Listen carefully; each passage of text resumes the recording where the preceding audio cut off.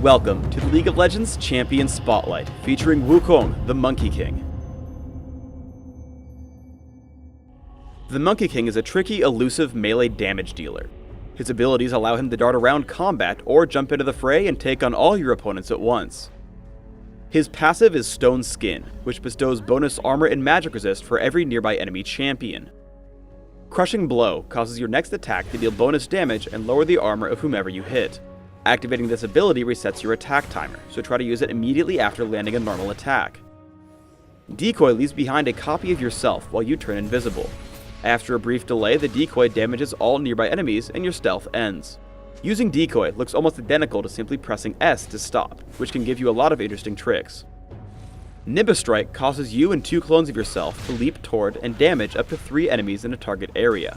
Immediately after leaping, you gain bonus attack speed for a short time. Cyclone is Monkey King's ultimate. Cyclone gives you bonus movement speed and damages nearby enemies for a few seconds.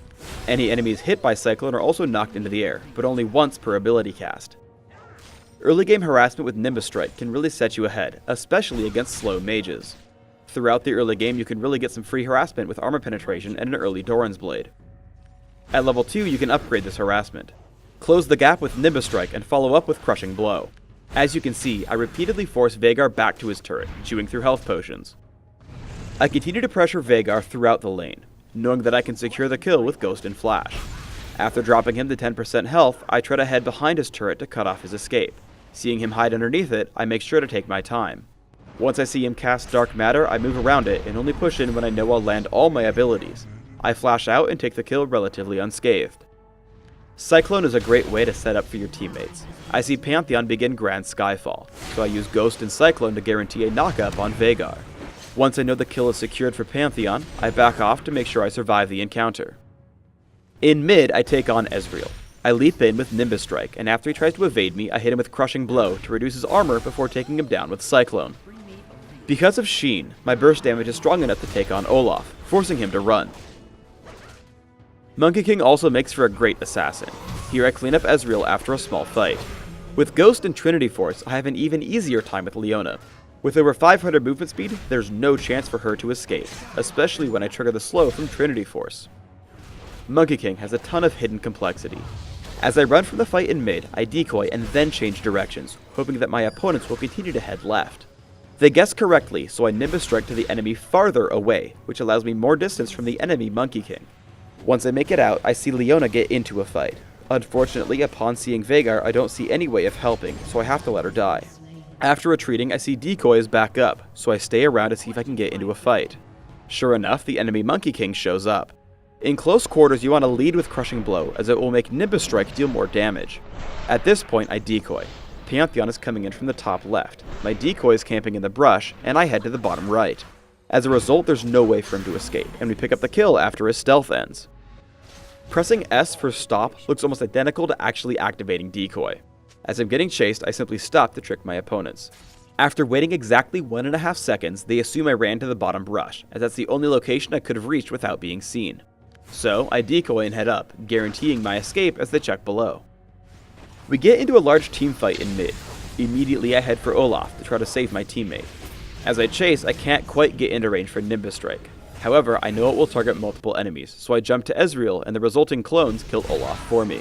I chase Ezreal with Cyclone and lead him to knock out Veigar and to wait for his Arcane Shift. As I Nimbus Strike Veigar, a perfectly timed flash allows him to escape me. Turning to Leona, I use a couple of small tricks and optimizations. I land Crushing Blow first to lower her armor, then I land a second basic attack which lets her walk out of range, but I can Nimbus Strike to catch back up. I use Decoy, which allows me to get extra close with Leona while I wait for Crushing Blow's cooldown. I use the fact that Crushing Blow resets my auto attack timer to get 2 attacks in much more quickly than I would otherwise be able to. Let's show the previous trick more cleanly. We dive Ezreal at his turret. I jump him with Nimbus Strike, follow up with a basic attack, and immediately use Crushing Blow, dropping him to less than 1/4 of his health. As he runs, I simply chase with Ghost and Crushing Blow, because I know he'll die in one more attack. Juking enemies with Stop is probably my favorite part of Monkey King, so I'll show it to you again. Here I'm chased by the enemy Monkey King. I press Stop and he just turns around, giving up on the chase, so I simply walk away. I run away from a teamfight in mid. An unsuccessful Stop juke gets me low, and ultimately I have to use Decoy and Flash to escape. Thankfully, only Ezreal follows me. I hit him for over half his health and retreat when his team comes to help. Waiting off in the wings, I notice that Ezreal has been left all alone, so I ghost back in and take him out with Nimbus Strike and a basic attack. Seeing Leona and Olaf come back, I attempt to stop Juke, which causes them to run. I activate Decoy, which lets me get a free attack off on Leona before turning around. As the fight continues, I Nimbus Strike onto Veigar and land just one basic attack before using Decoy. In the confusion, they have no idea if I'm real or not, and unload most of their cooldowns onto my clone. My teammate Leona joins the fight, so I head back in, taking down Olaf before escaping. For runes, I take armor penetration marks, flat armor seals, flat magic resist glyphs, and flat health regeneration quintessences. This setup allows me the most power at early levels in lane, where you can really shine. My masteries are 0-21-9 with Ghost and Flash, allowing me to play extremely aggressively in lane, shrugging off most of the enemy minion damage. I take 2 points in Crushing Blow early, getting a single early point in Decoy and maxing Nimbus Strike first, going back to Crushing Blow after. My goal is to have the same cooldowns on Crushing Blow and Nimbus Strike. Nimbus Strike gains more damage per level up, so this level order gives me the best harassment. For items, I take a Doran's Blade to start, almost always heading immediately to Mercury Treads, followed by Trinity Force. Beyond that, I choose to build him a bit tanky, but you can find a build that works for you. In the Spotlight, I built Atma's Impaler, Force of Nature, Blast Whisper, and Bloodthirster. Thanks for tuning in to the Wukong Champion Spotlight. Please subscribe to the Riot Games YouTube channel and leave us your comments below.